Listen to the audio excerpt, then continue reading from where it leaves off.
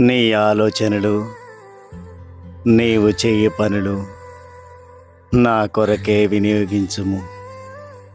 నీవు తప్పక పరమార్థమును పొందెదవు. నాపైన సంపూర్ణ హృదయంతో చూడుము. నేను నీ వైపు అట్లనే చూచెదను. ఈ మసీదులో కూర్చొని నేను నిజమునే చెప్పెదను. నిజము తప్ప మరేమియో మాట్లాడను. ఏ సాధనలు గాని, ఆరు శాస్త్రంలో ప్రావీణ్యము గాని అవసరం లేదు. నీ గురువునందు ప్రేమ విశ్వాసాలనుంచుము. గురువే సర్వమును చేయువాడనియు కర్తనియు పూర్తిగా నమ్ముము.